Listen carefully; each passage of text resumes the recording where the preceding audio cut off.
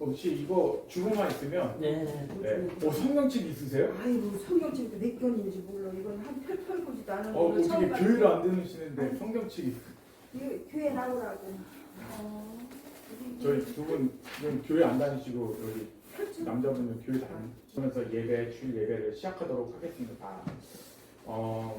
저희 교회는 일단은 여기 뒤쪽에 보시면 첫 번째 이렇게 뒤쪽에 페이지를 보시면 여기 보면 교회가 어떤 목표를 가지고 이렇게 교회를 해야 될까라는 생각을 했는데요. 저희 교회 이름은 말씀 사랑 교회로 이렇게 말씀을 사랑하는 교회로 이렇게 지었고요. 그리고 첫 번째는 그 말씀 사랑 교회 3대 철학을 한번 지어봤는데 첫 번째는 통일성, 개인과 가정과 교회와 정부 이렇게 네 기관으로 나누는데 교회가 관할권을 잘 조정을 해야 되겠다라는 부분들을 잘 가르쳐야 되겠다라는 생각이 들었고요. 그래서 이제 개인은 부모를 공경을 하고 또 인권을 보호받는 개인이 돼야 한다는 생각을 했고요. 두 번째, 가정은 신앙을 전승해서 자녀들에게 믿음을 전승해야 되겠다, 말씀을 전승해야 되겠다라는 생각을 했고, 교회 역할은 전도와 선교를 역할을 하고요. 정부는 사법권 행사로 국민을 보호하는 그 관할권을 가르친다라는 부분인데 이 부분이 잘못될 때 정부가 사법권을 오용하고 또 사법권에 대한 잘못 그렇게 사용할 때는 우리 교회가 나라 민족으로서 기도하고 또 나라 민족을 위해서 건의도 하면서 나가야 된다라는 부분들을 이야기하고 있습니다. 저는 정치적인 색깔은 제가 드러내진 않지만 저는 보수 쪽에 속한 목회자입니다. 그래서 하나님 나라의 말씀, 나라의 위기가 있을 때 나라를 위해서 좀 기도하는 모임이 되었으면 좋겠다라는 생각을 했고요.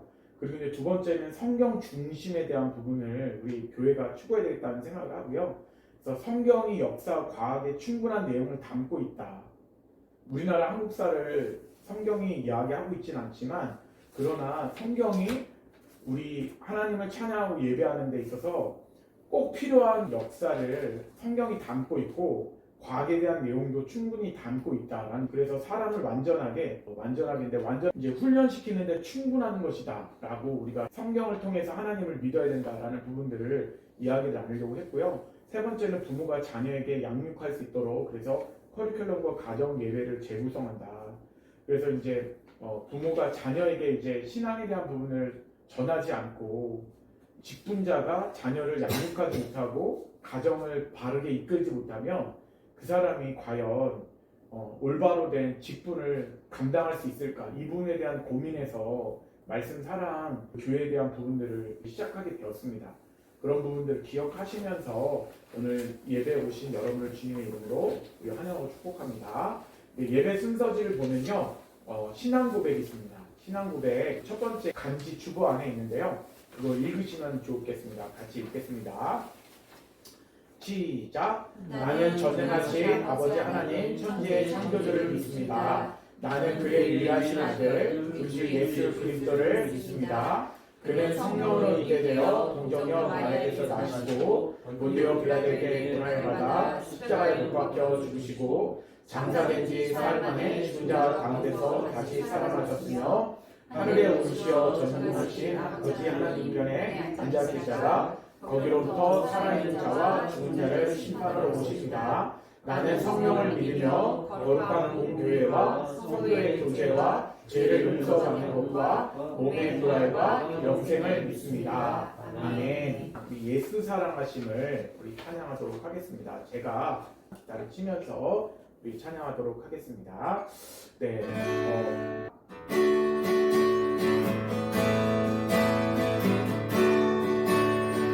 예수 사랑하시는 예수 사랑하시는 거룩하신 나일세 우리는 약하나 예수 권세만 보라 날 사랑하시는 날 사랑하시는 날 사랑하시는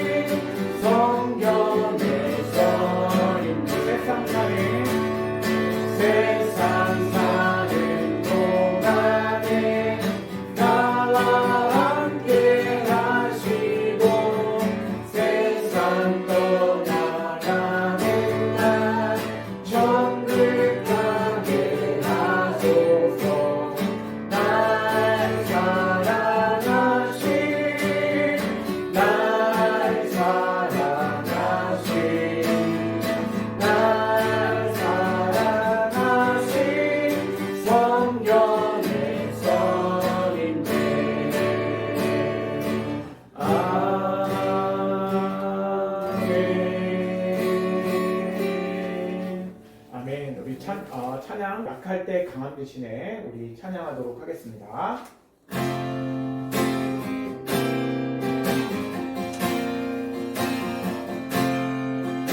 약할 때는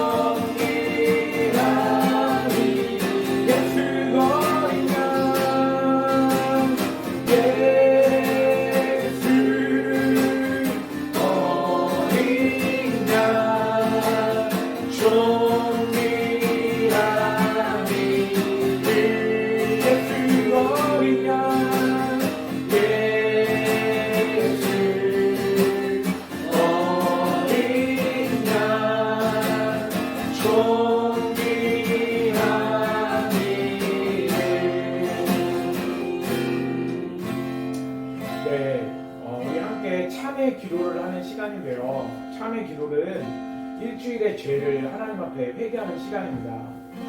예수 어린 양이라는 뜻은요, 예수님이 어린 양으로서 우리를 위해 십자가에서 죽으셨다라는 그런 고백입니다. 그래서 예수님이 십자가에 죽으심으로 우리의 모든 예수 그리스도를 믿는 자마다, 예수 그리스도 앞에 나의 죄를 회개하는 자마다 하나님께서 용서하시고 예수 그리스도를 믿을 때 구원한다라고 구원해 주실 것을 말씀하시고 계십니다. 우리가 어떤 죄를 나의 죄를 회개하느냐 이런 부분을 궁금해 하실 수도 있을 텐데요. 또 가족과 함께 친하게 지내지 못했던 것, 가족과 화해하지 못했던 것, 또 하나님 말씀 가운데 살아가지 못했던 것, 예수 그리스도를 잘 믿지 못했던 것, 그리고 나의 마음속에서 내가 생각나는 죄들이 있다면 하나님 앞에 죄를 고백하시고요. 그리고 하나님 앞에 또 감사하면서 이렇게 불러주신 하나님 은혜 감사합니다. 그런 고백을 담아서 우리 주여 한번 부르고 통성으로 기도하겠습니다. 주여, 사랑하는 하나님 감사합니다. 이 시간 기도합니다. 하나님, 저희 죄를 회개합니다. 예수 그리스도 십자가의 보혈 앞에 하나님 우리가 죄를 지었음을 고백합니다. 사람 앞에 하나님 용서하지 못했고 하나님의 말씀 가운데 사랑하지 못했음을 고백합니다.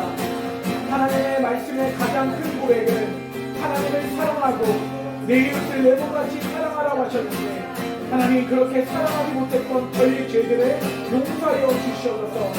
이 시간 하나님 앞에 회개하며 나아갑니다.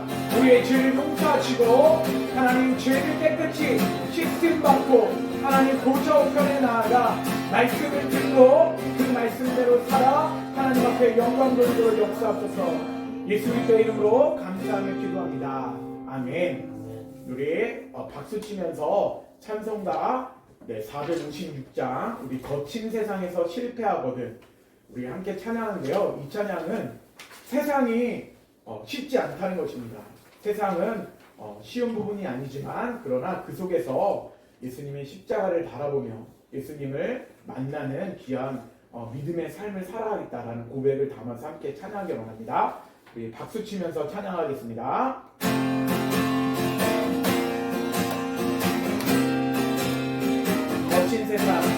거친 세상에서 실패하거든 그 손 못 잡은 간절함 고백을 하다가 힘을 얻으니 그 손 못 잡은 간절함 그 손 못 잡은 간절함 그 손 못 잡은 간절함 주가 널 지키며 인도하시리 그 손 못 잡은 간절함 내가 어둠 걸어갈 때에 그 손 못 잡은 간절함 주가 참 평안을 내게 주시니 그 손 못 잡은 간절함 그 손 못 잡은 간절함 아멘 그 손 못 잡은 간절함 주가 널 지키며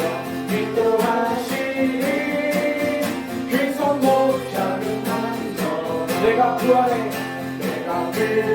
쭉 따라가려면 그 손 못 잡은 간절함 내가 그 안에서 귀히 살리라 그 손 못 잡은 간절함 그 손 못 잡은 간절함 그 손 못 잡은 간절함 주가 널 지키며 인도하시리 그 손 못 잡은 간절함 너의 죄악의 짐 물거릴 때에 그 손 못 잡은 간절함 마음 문 열고서 주를 모셔라 그 손 못 잡은 간절함 그 손 못 잡은 간절함 그 손 못 잡은 간절함 주가 널 지키며 인도하시리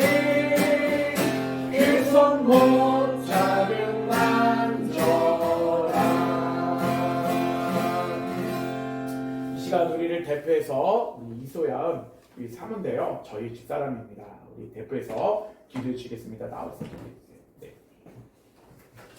기도하시겠습니다. 사랑의 하나님, 오늘 이 자리로 저희를 불러주시고 첫 예배를 함께 드리게 하심에 감사드립니다. 연약하고 부족한 저희에게 주님의 몸된 교회를 세우는 사명을 맡기시고 이 작은 시작을 통해 주님의 뜻을 이루어가게 하시니 감사와 찬송을 올려드립니다. 이곳이 주님이 기뻐하시는 거룩한 공동체로 자라가게 하옵소서. 이 자리에 오늘 첫걸음을 함께 해주신 우리 성도님들 너무나 감사드립니다.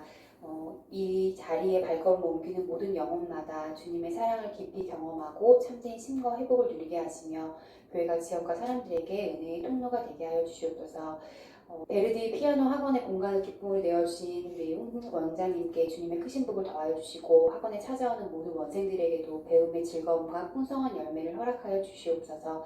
앞으로 함께할 모든 성도님들의 걸음마다 주님의 은혜와 보호하심이 함께하시기를 간구합니다. 두렵고 떨리는 마음이 있지만 주님만 의지하면 첫 발을 내딛습니다. 시작부터 마침까지 모든 과정 가운데 주님께서 친히 동행하여 주시고 오늘 말씀 전해주시는 목사님에게 성령의 충만함을 부어주시고 성도들을 바른 길로 인도하는 참된 목자 되게 하여 주시옵소서. 예수님의 이름으로 기도드립니다. 아멘. 네, 감사합니다. 이 시간 함께 말씀을 봉독하는데요. 네, 저희가 가족 예배로 또 겸해서 시작해서 예배 순서에 대한 부분은요. 네, 저희 가족이 첫 번째 주는 이렇게 담당하는 부분을 했습니다. 그래서 성경 봉독을 하는 시간인데요. 오늘 말씀은 고린도후서 12장 1절에서 20절 말씀입니다. 우리 주보에 보시면요. 요 뒤쪽에 요지우기 있습니다. 고린도후서 12장 1절에서 10절까지 우리 딸 한수민이 나와서 한 절 교독하고 1절 읽으면 우리가 2절 읽으면 교독하도록 하겠습니다. 무익하다고 내가 부득불 자랑하노니 주의 환상과 계시를 말하리라. 내가 그리스도 안에 있는 한 사람을 아노니 그는 14년 전에 셋째 하늘에 이르러 갔잖아. 그가 몸 안에 있었는지 몸 밖에 있었는지 나는 모르거니와 하나님은 아시느니라. 내가 이런 사람을 아노니 그가 몸 안에 있었는지 몸 밖에 있었는지 나는 모르거니와 하나님은 아시느니라. 그가 나무로 이끌려 가서 말로 표현할 수 없는 말을 들었으니 사람이 가히 이르지 못할 말이로다. 내가 이런 사람을 위하여 자랑하겠으나 나를 위하여는 약한 것들 외에 자랑하지 아니하리라. 내가 만일 자랑하고자 하여도 어리석은 자가 되지 아니할 것은 내가 참말을 함이라. 그러나 누가 나를 보는 바와 내게 듣는 바에 지나치게 생각할까 두려워하여 그만두라. 여러 계시를 받는 것이 지극히 크므로 너무 자만하지 않게 하시려고 내 육체에 가시 곧 사탄의 사자를 주셨으니 이는 나를 쳐서 너무 자만하지 않게 하려 하심이라. 이것이 내게서 떠나가기 위하여 내가 세번 주께 간구하였더니 나에게 이르시기를 내 은혜가 내게 족하다. 이는 내 능력이 약하여서 온전하시니라 하시니라. 그러므로 도리어 크게 기뻐함으로 나의 여러 약한 것들에 대하여 자랑하노니 이는 그리스도의 능력이 내게 머물려 자령하니라. 그러므로 내가 그리스도를 위하여 약한 것들과 능력과 공비과 박해와 공고를 기뻐하노니 이는 내가 약한 것 그때에 강하리라. 아멘. 네, 감사합니다. 네, 오늘 우리 말씀을 나누는데요. 오늘 말씀의 제목을 한번 따라해 보겠습니다. 약한 데서 약한 데서 온전해집니다. 온전해집니다. 여러분들은 약점은 무엇이 있을까요? 어떤 부분이 있는지 궁금합니다. 저를 바라봐 주시면 감사하겠는데요. 여러분 약점이 뭐가 있을까요? 저에게 약점은 무엇이 있을까요? 네, 많은 사람들이 다 약점을 갖고 있는 것 같습니다. 저는 약점이라고 생각하면 외모가 받쳐주지 않는 약점이 있는 것 같기도 하고요. 그건 뭐 보관이냐 보세요. 그럴 수도 있고요. 근데 예전에는 제가 초등학교 때 제 별명이 뭐였냐면 대통령이었어요. 왜 대통령이었냐면 다른 사람들보다 머리가 좀 크다라고 해가지고요. 대통령이라고 친구들이 이렇게 이름을 주어줬는데 왜 그러냐면 군대를 갔더니 제가 여기 이 둘레가 너무 커가지고 군대 하이바가 잘 맞지를 않는 거예요. 머리가 큰 것도 약점인데 근데 어떤 분이 저한테 그 얘기를 하시더라고요. 선생님이신데요. 저한테 뭐라고 얘기하시면 너가 머리가 큰 거는 뇌가 커가지고 많은 사람들을 배려하고 생각하고 공부 잘하도록 머리가 큰 거다. 좋은 거다라고 얘기를 하시면서 그 선생님의 말을 듣고 제가 큰 용기를 굉장히 많이 얻었던 것 같아요. 근데 물론 지금은 이제 그때보다 등치가 살짝 작아져서 머리가 그렇게 크다고 생각을 안 하면서 사는데 사람마다 다 약점이 있는 것 같아요. 근데 오늘 사도 바울에게도 약점이 있었어요. 그가 질병을 가졌던 것 같아요. 그런데 질병의 약한 것에 대한 것들을 사람들 앞에서 자랑하는 거예요, 이제는. 예전에는 그 질병이, 그 약한 약점이 굉장히 자기한테 싫었는데 그 약점을 자랑하는 사도 바울로 바뀌었다는 거예요. 그러기 전에 사도 바울이 그가 남들보다 먼저 나에게 뛰어난 것이 있다라고 얘기를 하는데 여러분 연결하기 보면 나에게 다른 사람보다 뛰어난 능력이나 자랑할 만한 것이 여러분들에게 있나요? 네. 여기 있는 분들은 탁구를 다 잘 치시는 분들. 네. 그리고 또 실력도 너무 좋고 그리고 인격적으로도 사람들한테 존중받는 분들이 이게 모이신 것 같아요. 제가 봤을 때는 또 외모적으로도 이렇게 좋으신 분들을 갖고 있는 것 같고요. 사도 바울은 오늘 보니까 사도 바울이요 고린도 교회라는 곳을 가르치기 시작했어요. 유대인 사람들이 딱 들어와가지고요 사도라는 이야기는 뭐냐면요 보내심을 받다라는 뜻인데 예수님의 제자예요. 예수님을 만난 사람.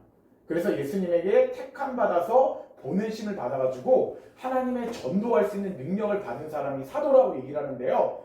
유대인들 중에 율법주의자들이 와가지고요 고린도 교회를 오랫동안 성경 공부를 하고 말씀을 잘 양육하고 가르쳤는데 어떤 사람들이 와가지고요 얘기를 하는 거예요. 저 한상의 목사는 목사도 아니다. 저 사람이 무슨 목사냐. 저 사람의 말씀을 전하는 게 틀렸다라고 막 하는 사람들이 있었던 거예요. 교회를 세워놨더니 막 악한 무리들이 와가지고 교회를 막 공격하고 그 사도 바울의 사도권을 막 비판하기 시작한 거예요. 또 어떤 사람들은 신비주의자들이요 찾아 들어왔어요. 신비주의자들은 어떤 부분이냐면 보지 못하는 세계를 막 보는 거예요. 여러분 혹시 막 귀신 같은 거 본 적 있으신가요? 또 어떤 사람들은 막 황홀경에 빠져서 나는 천국에 갔다 왔다. 또 어떤 사람들은 나는 하나님이 나를 엄청 많이 사랑하셔서 하나님이 나한테 나타나 보이셨다. 막 여러 가지 이야기하는 거예요. 그리고 나는 막 꿈도 꾸는데 미래에 대한 꿈도 난 잘 맞춘다 라고 하면서 그런 신비주의적인 이야기를 고린도 교회 안에 들어와가지고 전하기 시작하는 거예요.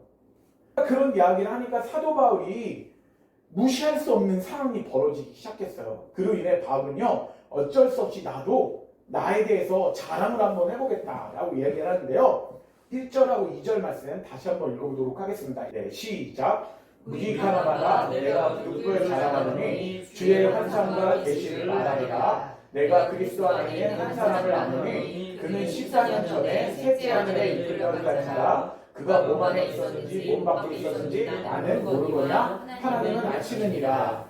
자기의 사도권을 막 방해하고 자기가 목회자라는 것을 반대하는 사람들을 향해, 그리고 신비주의자들을 향해서 나도 자랑할 것이 있다 라고 이야기를 하는 거예요. 그런데 사도 바울이 무슨 자랑을 하냐면요, 14년 전에 셋째 하늘에 갔대요. 셋째 하늘. 셋째 하늘이 뭐예요? 그러니까 셋째 하늘이 뭘까요? 그러면 첫째 하늘이 있다는 얘기고, 천국과 지옥하고 네, 그다음 그렇죠. 3세계. 네, 그렇죠. 둘째 하늘, 셋째 하늘 있다고 그러는데, 오늘 말씀을 보면서 첫 번째 말씀에 보니까 신령한 경험은 우리에게 주님을 향한 경고와 믿음을 갖게 합니다 하면서 여기 말씀 여기다 제가 내용을 적어놓은 거 그대로 이제 나가거든요. 그래서 사도 바울이 경험한 셋째 하늘은 무엇일까요? 셋째가 있다면 첫째는 여러분들이 보시는 것처럼 하늘에 새들이 날아다니잖아요. 그래서 우리가 스카이라고 얘기를 하는데 그것을 첫 번째 하늘이라고 얘기를 해요. 그리고 두 번째 하늘은 뭐냐면 해나 달과 별들이 있는 세상을, 바로 우주를 말하는 거죠. 코스모스. 그 우주를 두 번째 하늘이라고 얘기를 한다. 그런데 셋째 하늘은 어떤 부분이냐면요, 하나님께 계신 낙원을 말해요. 낙원. 4절 말씀에도 보면요, 그가 낙원으로 이끌려가서 말로 표현할 수 없는 말을 들었으니 사람이 가히 이르지 못할 말이로다 라고 하면서 낙원, 다른 말로 하면요 천국을 말하는 거예요. 천국.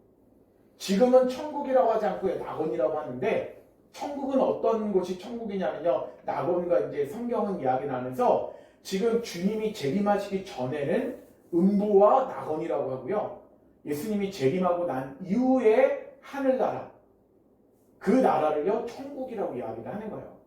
그런데 그 셋째 하늘을 사도 바울이 체험됐다는 거예요. 4년 전에 하늘에 올라갔는데 한 사람을 안 더 알게 하면서 자신을 얘기하지만 자신이 아니고 다른 사람을 이야기하는 것처럼 얘기를 하는 거예요. 왜냐하면 자기를 자랑하지 않으려고 하는 거예요. 자기를 드러내지 않으려고 해요. 이런 사람을 내가 알고 있다. 그런데 그 사람이요 셋째 하늘에 올라갔다. 그래서 하늘나라에 갔는데 그가 언제 올라갔냐면요, 요 사도 바울이 있었을 때 시대가 55년인데요 14년 전에 어떤 일이 있었냐면, 사도 바울이 누스드라라는 곳에 있었어요. 이 누스드라는 이제 터키 지역에 지금 있는 지역인데, 그 누스드라에서 복음을 증거할 때 안진뱅이를 일으켰어요. 사도 바울이 평생을 안진뱅이로 걸어다니지 못한 사람을요, 내가 예수님의 이름으로 일어나 명하노니 안진뱅이야 일어나라 딱 했더니요 일어나 걸었어요. 네, 일어났죠. 이렇게. 네, 잘했습니다. 일어나 이렇게 걸은 거예요. 그랬더니 그때 유대인들이 찾아와서 저 사람은 잘못된 신앙을 가르치는 사람이다 막 공격을 하는 거예요. 저 사람을 돌로서 쳐 죽여야 됩니다 라고 해가지고 유대인들하고요 그 뉴스들에 살던 사람들이 어떻게 했냐면요, 안진뱅이를 일으켰는데 돌을 들어서 유대인들이 와서 사도 바울의 사도권을 무시했던 그 사람들을 혼동을 일으켜서 돌을 들어서 사도 바울을 쳐서 죽였어요. 복음을 증거하다가 돌에 맞아서 죽을 뻔한 거예요. 근데 사람들이 다 죽었다고 생각해가지고 그를요 언덕에다가 던져가지고 그 시체를 언덕 밑으로, 산 밑으로 던져버렸어요. 그때 사람들은, 학자들이랑 성경은 얘기하는 거는요, 그때 죽었던 그 시간 동안에 셋째 하늘, 하나님 나라 그곳에 갔다 온 것 같다 라고 이야기를 하는 거예요.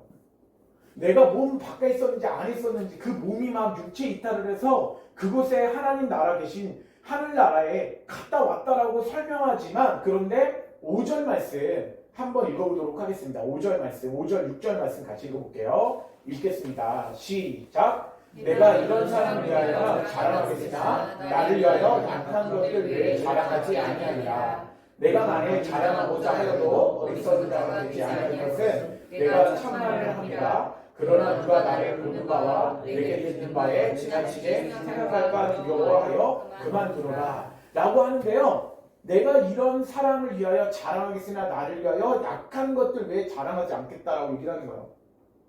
사도 바울이 셋째 하늘 천국 낙원이라고 하죠. 낙원을 갔다 와서 기 이를 수 없는 하늘나라의 천국에 갔다 온 것을 내가 너에게 자랑할 수 있지만 나는 그것을 너희 앞에서 자랑하지 않겠다. 여러분들에게 물어보겠습니다. 여러분들 앞에서 친한 사람이나 여러분이 아는 사람이 자꾸 자신을 막 자랑해요. 나 돈도 많고 나 회사 좋은 데도 다니고 나 집도 엄청 화려한 데 있고 나 차도 엄청 좋아. 나 얼굴을 봐라. 이만큼 생겼으면 얼마나 잘생겼냐.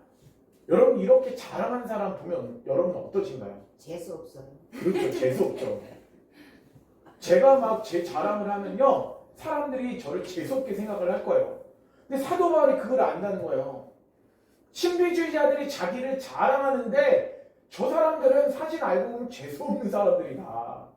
근데 여러분 제가 목회자가 막 제가 막 제 자랑을 하면서 과거 있었던 일 막 저는 막 손만 얹으면 병든 자가 벌떡벌떡 일어나고 제가 막 기도만 하면 귀신이 떠나가고 제가 막 기도만 하면 하나님은 저의 기도를 응답해 주신다. 제가 자랑을 하면요 사람들이 저를 좋아하지 않아요. 사기꾼이라요. 그렇죠. 사기꾼인 거예요. 그러니까 사도 바울이 무슨 얘기를 하고 싶은 거냐면요 바로 약한 데서 온전해집니다라는 5절 말씀을 통해서 약한 것들 외에 자랑하지 아니하겠다. 우리 한번 따라하겠습니다. 약한 것들 외에 약한 것들 외에 자랑하지 않겠다. 자랑하지 않겠다. 여러분 제가 이 교회에서 이렇게 베르디 음악학원에서 이렇게 드리는데 제가 교회 세미나를 딱 가거나 그러면요 어떤 교회 목사님인데 한 수천 명 담임 목사님 있어요. 근데 저는 이제 가족들과 함께 몇 사람이 안 되는 사람들하고 이렇게 교회를 이렇게 예배를 드려요. 근데 다음 주 나올지 안 나올지도 몰라요. 사실은 우리 가족만 예배를 드릴 수 있어요. 근데 그 사람이 계속해서 나는 수천 명 사람들을 담임 목사에 막 자랑을 해요. 근데 저는 교회가 연약하고 부족하지만 우리 교회에 하나님이 살아계십니다. 하나님이 역사하십니다. 이 교회를 하나님이 사랑하십니다. 라고 하면서 저의 약함을 사람들한테 이야기하지만 하나님의 강함을 이야기하면요 사람들이 더 좋아하는 거예요. 그러니까 사도 바울이 지금 이야기하고 싶은 건 뭐냐면요 여러분들이 인생의 삶을 살면서 여러분들이 약한 모습이 있다. 그런데 그 약한 모습을 자랑해라. 그러면 그때 누가 강해지신다? 하나님 강함이 나타난다는 거예요. 두 번째, 제가 읽겠습니다. 하나님께서는요, 우리가 교만하지 않도록 약함과 가시를 사용하셔 주십니다. 라는 부분인데, 우리가 지금 7절과 8절 말씀 한번 읽어보도록 하겠습니다. 7절과 8절 같이 읽어볼게요. 시작! 여러 계시를 받은 것이 지극히 크므로 너무 자만하지 않게 하시려고 내 육체에 가시고 사단의 사자를 주었으니 이는 나를 쳐서 너무 자만하지 않게 하려 하시니라. 이것이 내게서 떠나가기 위하여 내가 3번 주께 간구하였더니 자만하지 않도록요 사단의 가시, 오늘 보니까 7절의 말씀에 보니까요 내 육체에 가시가 있다. 사단의 사자를 주셨다. 육체의 가시는 뭐냐면요 질병이 있다는 거예요. 여러분 혹시 여러분들 가운데 육체에 연약한 부분이 있나요? 네. 어디 아프신 데 있으신가요? 늘 아프죠. 늘 아프세요? 네. 연세가 이제 되시니까 늘 아프시잖아요. 바로 사도 바울이 아팠어요. 아팠는데 어떤 부분을 얘기를 하냐면 갈라디아서 4장 15절 같은 데 보면요. 갈라디아 교인들이 내가 너에게 당신에게 눈을 빼서라도 당신에게 주고 싶다라는 말을 이야기하는 거 보면 안질, 눈이 잘 안 보이는 거예요. 왜냐하면 사도 바울이 다메섹 도상에 예수 믿는 사람들을 잡아서 감옥에 쳐놓으려고 원래는 그 사람이 예수 믿는 사람 엄청 핍박했던 사람이에요. 근데 하늘에서 갑자기 큰 빛이 내려오면서 사울아 사울아 네가 나를 왜 핍박하느냐, 그때 큰 빛을 바라보면서요 그가 눈이 상했다라고 얘기하는 사람이 있어요.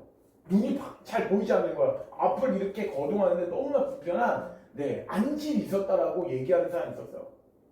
그런데 두 번째는 어떤 질병이 있다고 되냐면 간질 있잖아요. 여러분 간질 걸린 사람들 보셨나요? 예. 간질 걸리면 특징이 어떤 건가요? 입에다가 거품을 물고 막 이렇게 해서 쓰러지죠. 저는 교회에서도 몇 번 봤어요. 젊은 사람도 간질이 있더라고요. 근데 여러분 생각해보세요. 사도 바울이 복음을 딱 전하다가 예수를 믿으십시오. 당신과 당신의 가정이 구원을 받을 것입니다. 딱 얘기를 했어요. 근데 갑자기 하면서 막 입에 거품을 물고 하는 거예요. 그리고 그 모습을 보고 사람들이 사도 바울을 통해서 예수님 믿고 싶을까요? 아니면 너나 치료받고 너나 건강하고서 너나 잘된 모습으로 치료된 모습으로 복음을 전해. 야, 네 모습 보고 누가 복음을 듣고 싶겠어? 라고 생각을 할까요?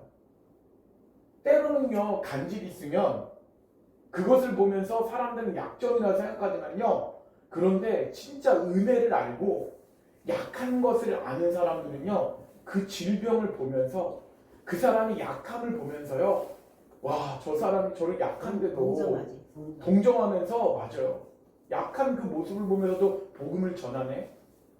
저 사람은 뭔데 저렇게 복음을 증거할까라는 부분들을 생각하고 하면서 동정하면서 그 사람의 약함 뒤에 뭔가가 있구나라는 생각을 하는 거예요. 하나님께 기도를 막 한 거예요. 몇 번을 기도했다고요?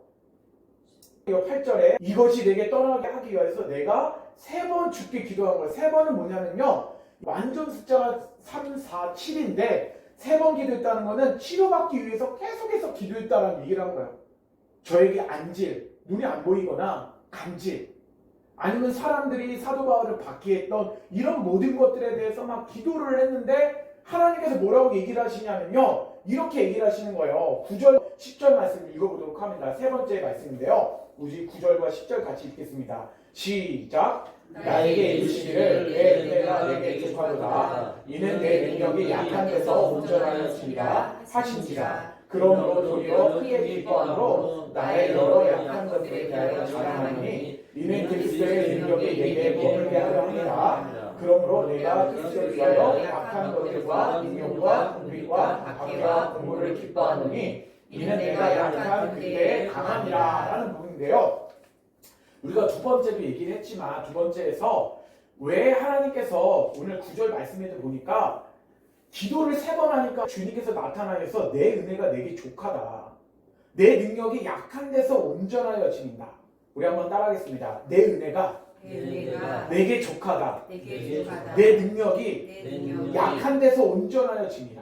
그러니까 이야기를 하나님께서 나타나셔가지고요 사도한테 얘기를 하는 거예요. 왜 이야기를 하셨냐? 두 번째 말씀에 나오는데 가운데 있는데요, 왜 하나님께서는 그는 자신의 육체의 가시를 고치지 못하고 왜 하나님께서는 그 육체의 가시, 안질 혹은 간질, 사람들의 핍박을 그냥 두셨는가? 첫 번째는 하나님의 능력은요 우리의 불완전함과 연약함 속에서 더욱 분명하게 드러나기 때문이라는 거예요. 무슨 말이냐면요, 하나님의 능력은요 우리가 불완전하고 연약할 때 하나님의 능력이 나타나요. 우리가 약할 때 제가 약합니다. 그래, 네가 약해. 내가 너를 약한 가운데 사용할 거야. 네가 하는 것이 아니라 하나님 내가 너 대신해서 해줄게 라고 하는 거예요. 왜 그러냐면 모세라는 사람이 80세 불심을 받았어요. 근데 하나님께서 모세에게 뭐라고 말씀하셨냐면, 모세야, 너는 저 이스라엘에 가서 여호와가 참 하나님이심을, 너의 구원자이심을 너희는 전해라. 모세야, 이야기했더니요 모세가 뭐라고 하냐면, 저는 나이가 80세나 되었어요. 저는 이제 늙어서 못해요. 그때 또한 뭐라고 하냐면, 저는 말이 또 어둔해가지고요, 아둔해서 저는 말도 잘 못해요. 제가 어떻게 하나님이 살아계셨다라고 증거하겠어요. 그리고 제가 하나님의 말씀이 하나님의 사랑이었다는 걸 증거하는 표가 뭐가 있어요? 저는 약한데, 저는 아무것도 할 수 없어요. 저 말고 나이가 젊은 사람들을 사용해 주세요. 왜 저 같은 늙은 사람을 사용하십니까? 그때 하나님 말씀하신 해석이 뭐냐면요, 네가 하는 게 아니라 내가 하는 거야. 네가 약하지만 나는 너를 보호하고 너 모세를 자신을 드러내는 것이 아니라 네가 약한 모습 속에서 내가 하나님의 강함을 사람들에게 보여주겠다라고 얘기를 하는 것입니다. 여러분, 교회는 이것이 중요해요. 교회는 우리 약한 모습을 자랑하고 우리 약한 모습을 자랑하면서 나갈 때 우리는 너무나 연약한 존재지만 하나님은 강하십니다 라고 이야기할 때요, 하나님은 역사하신다라는 거예요. 내가 뭔가를 자꾸 해서 사회를 변화시키겠다, 내가 사회를, 내 가정을 변화시키겠다 그러면요, 할 수가 없어요. 나는 약하지만 하나님께서 하실 것입니다. 기도하면요, 하나님이 그 가운데 은혜를 우리에게 베풀어 주십니다. 두 번째는 왜 하나님께서 사도 바울에게 그런 질병을 주셨는가? 하나님께서는요, 바울이 교만하지 않도록 주셨다는 거예요. 7절 말씀해 보니까 여러 계시를 받은 것이 지극히 크므로 너무 자만하지 않게 하시려고 내 육체에 가시, 곧 사단의 가시를 주셨다. 이는 나를 쳐서 너무 자만하지 않게 하려 한다. 자만이라는 단어가 어떤 부분이냐면요, 교만이라는 거예요. 그러니까 사도 바울이 3000층 하늘나라의 셋째 하늘도 갔다 온 거예요. 그리고 말씀도 굉장히 많이 알아요. 자기를 자랑할 수 있는 것들이 너무 많은 거예요.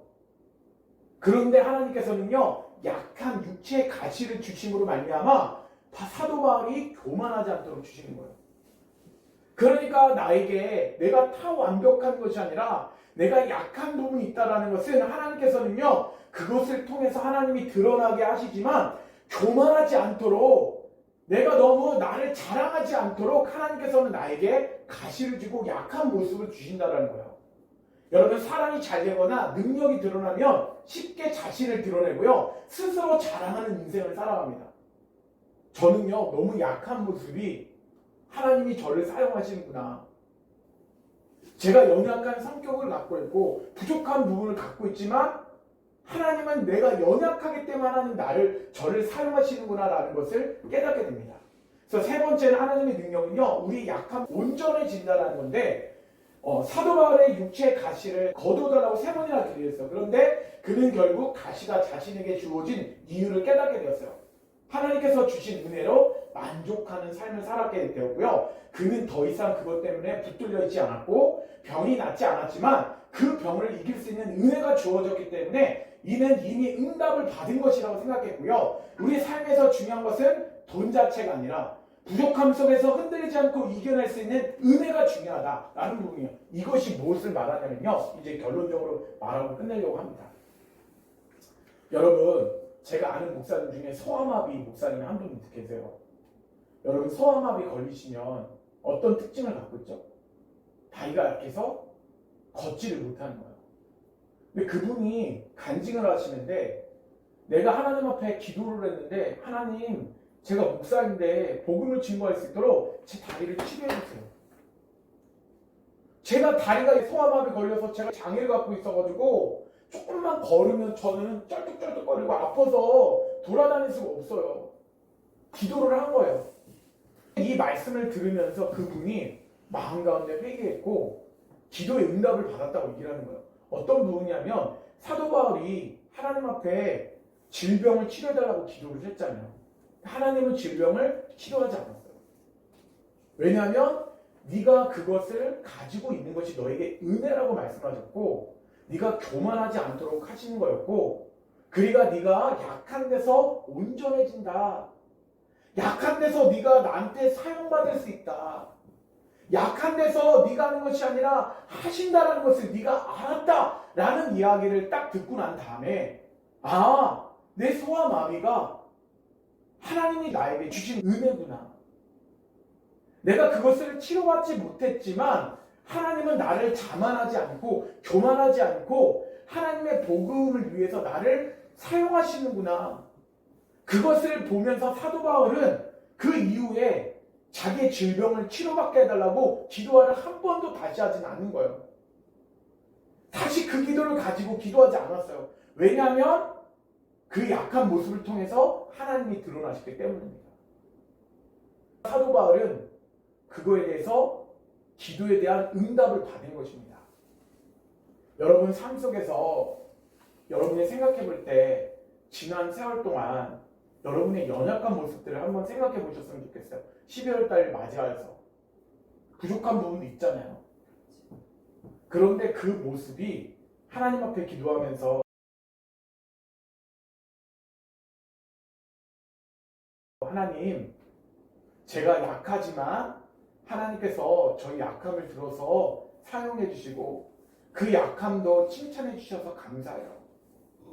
저희 약한 모습을 통해서 하나님의 살아계심이 증거됐으면 좋겠습니다. 그런 마음을 가지고 여러분들이 약한 데서 여러분 온전해지고 자랑할 수 있는 그런 믿음의 신앙을 가지셨으면 좋겠습니다.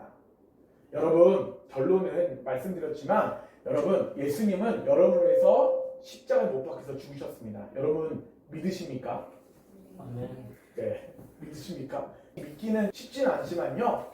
여러분 대신에 예수님이 십자가에 죽으심으로 말미암아 여러분들을 위해서 여러분의 죄의 모든 짐들을요 다 하나님이 지신 거예요.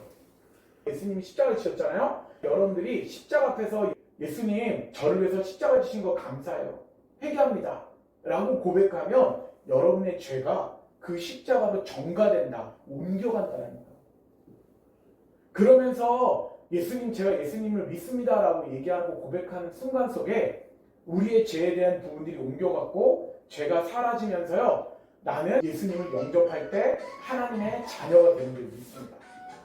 여러분 그것이 예수님이 약한 모습으로 우리를 강하게 하신다는 것을 깨닫는 저와 여러분들에게 주님의 이름으로 축원합니다. 기도하겠습니다. 하나님 감사합니다. 약한 데서 온전해진다라는 말씀을 함께 나눴습니다. 하나님 저희는 부족하고 연약한 가운데 있지만 하나님 오늘 말씀을 들어서 약한 모습을 통해 우리를 사용하시는 줄 믿습니다. 약한 모습을 통해서 우리에게 은혜를 베풀어 주시는 줄 믿습니다. 우리가 할 수 없다라고 고백하는 순간에 하나님은 짠하고 나타나셔서 너는 할 수 없지만 나는 할 수 있다. 내가 그 문제를 해결해 줄게. 너의 모든 문제와 상황을 나한테 맡길 수는 없니? 네가 약하다라고 할 수 없다라고 고백하는 순간에 나의 강함을 너에게 보여주겠다 라고 말씀하시는 줄 믿습니다. 오늘 우리는 인간은 너무나 연약한 존재이고 언젠가는 죽을 수밖에 없는 존재입니다. 그러나 하나님은 영원토록 살아계시고 태초 만물을 창조하신 분이며 너무나 전지전능하셔서 모르는 것이 없고 모든 것을 다 아시는 하나님인 줄 믿습니다. 오늘 이곳에 처음 방문하여서 예수 그리스도가 우리를 위해서 십자가에 죽으시고 부활하신 것을 믿고 또 복음을 받아들이기를 원하는 우리 성도님 한 분 한 분 가운데 역사하여 주시고 오늘 말씀을 듣고 그 마음판에서 하나님 말씀이 살아 역사하면서 하나님의 능력을 체험할 수 있는 귀한 시간 되도록 역사하여 주시옵소서. 예수 그리스도의 이름으로 감사하며 기도합니다. 아멘. 네, 너무나 감사하고요. 네, 우리 찬양을 하면서 우리 헌금을 하는 시간인데, 네, 헌금을 혹시 우리 가족 준비했나요? 바구니가 있는데 원래 들어올 때 저희는 들어올 때 헌금을 내는 저기다 올려놓고 해서 들어올 때 하는 건데 오늘 한 주만 먼저 헌금을 걷도록 하겠습니다. 네, 우리 헌금 위원 해주시고요. 우리 찬양 약할 때 강한 대신에 찬양하면서 드리도록 하겠습니다. 약할 때 강한 대신에 찬양하겠습니다.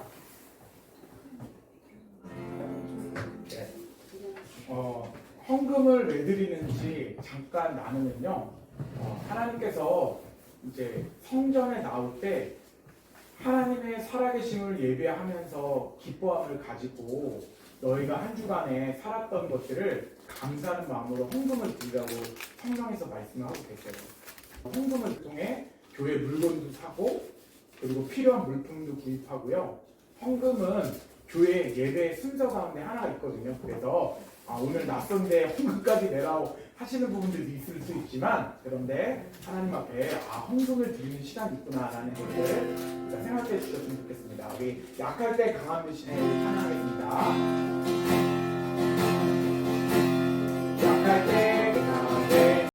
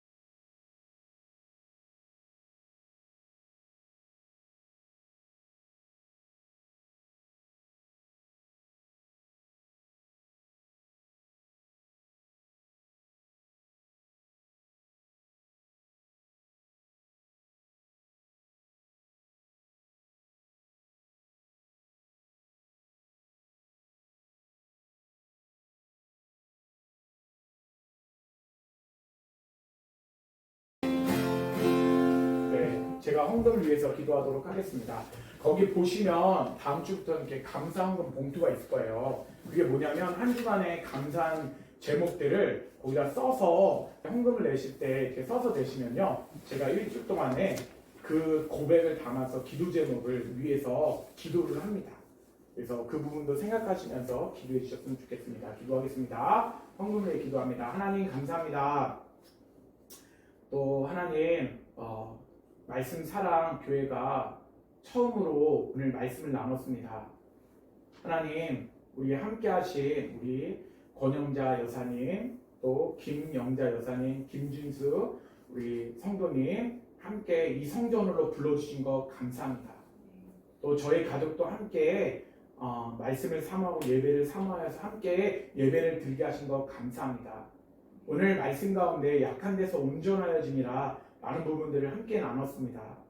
우리가 크리스찬으로 살아가고 하나님을 믿는 하나님의 자녀로 살아갈 때 세상에서 우리를 자랑하면서 우리의 성공과 우리의 유익을 자랑하는 것이 아니라 우리의 약한 것을 자랑하면서 예수님이 우리를 위해서 십자가에 죽으시고 예수님이 부활하심으로 하나님의 보내신 자가 되었고 또 왕이 되어졌습니다. 예수 그리스도가 부활하심을 증거하며 십자가의 죽으심을 증거하며 부활을 증거할 때 하나님의 강하심과 하나님의 일하심을 자랑할 수 있는 우리 믿음의 성도들 한 분 한 분 될 수 있도록 역사하여 주시옵소서. 나라 민족이 어렵습니다. 이 나라 민족을 위하여 우리가 나라 민족을 위해 기도하는 믿음의 성도들 한 분 한 분 되도록 역사하여 주시옵소서. 사법권이 흔들리지 않도록 인도하여 주시고 정치가들이 하나님을 두려워하는 믿음의 정치가들이 될 수 있도록 역사하여 주시옵소서. 이제는 우리 위해서 십자가 못 박혀 죽으신 주 예수 그리스도의 은혜와 하나밖에 없는 독생자를 이 땅에 보내주신 아버지 하나님의 극진하신 사랑과 더해서 성령님의 내주하심과 교통하심과 위로하심의 은혜가 오늘 예배를 드리는 우리 모든 성도들 위해 이곳에 방문한 모든 우리 분들을 위해서 그의 가정의 지터 위에 이제부터 영원토록 함께 하시기를 간절히 축원하옵나이다. 아멘. 우리 하나님께 영광의 박수를 드리도록 하겠습니다. 네, 잠깐 광고 말씀드리고 여기서 간단하게 저희가 차하고 간식을 준비했습니다. 티타임을 하시면서 간단하게 가지셨으면 좋겠다는 생각이 들고요. 오늘 저희 교회에 오신 걸 너무나 환영하고 지인들을 이렇게 소개하는 잠깐 시간을 가졌으면 좋겠습니다. 권영자 여사님 오셨습니다. 우리 박수로 환영하고 축복합니다. 앉아있는 순서대로 소개하도록 하겠습니다. 우리 김영자 우리 여사님 오셨습니다. 박수. 우리 김진수 우리 성도님 오셨습니다. 박수. 그리고 우리 저희 아들 한원입니다. 네, 우리 아들입니다. 박수. 네. 그리고 우리 딸 한수민입니다. 박수. 우리 그리고 저 뒤에서 잠깐 간식을 준비하는데 이소연 사모입니다. 박수. 그리고 저도 소개하도록 하겠습니다. 저는 말씀 사랑 교회를 이제 시작하면서 담임하게 된 한상현 목사입니다. 감사합니다. 오늘부터 베르디 음악학원에서 예배를 드릴 수 있게 하신 하나님 앞에 감사를 드리고요. 교회 이름은 말씀사랑교회고 말씀대로 하나님의 말씀대로 순종하는 교회로 목표로 삼고 있습니다. 그래서 여기에 아까 전에 통일성 성경중심 부모가 자녀에게 신앙을 전할 수 있도록 돕는 교회를 하려고 하고요. 그리고 다음 주에도 예배는 계속 진행됩니다. 그리고 한 가지 하는 건 노예 개청 예배를 이제 사람들 모시고 1월 10일 날 오후 2시 정도에 드리려고 해요. 그때도 자리를 좀 빛내주실 수 있으면 몇 분 임원들이 한 4명, 5명 정도 오셔가지고 노예 목사님들이 오셔가지고 같이 예배를 드리는데 1월 10일입니다. 토요일이에요. 토요일인데 시간 되시고 오시고요. 그래서 이제 참가 대상은 말씀 사랑교회 성도들 오셨으면 좋겠고 또 온라인으로서 좀 제가 또 이렇게 간단하게 또 이렇게 유튜브를 찍어가지고 지금 편집해가지고 그것을 또 올립니다. 그리고 말씀 사랑교회 오신 것을 환영하고 저희 말씀 사랑교회는 백석교단 평안로에 소속되어 있습니다. 장로교입니다. 그리고 말씀 후에 이곳에서 간단하게 간식을 어저께 4분이 오셨어요.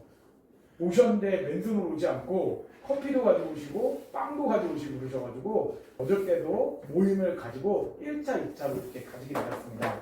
근데 당장은 아니지만 성경 공부가 이제 간식을 먹고 바로 시작할 수도 있을 것 같은데 그래서 시간을 잘 보고서 하도록 하겠습니다. 그리고 가정 성경 읽기가 있는데요. 창세기 1장부터 토요일날 6장까지 하루에 한 장씩 이렇게 읽는 시간을 좀 가져보려고 합니다. 그것은 개인적으로 읽어주시면 감사하고요. 이제 광고를 마치고 모든 것을 마치면서 다시 한번 하나님께 영광의 박수 드리도록 하겠습니다.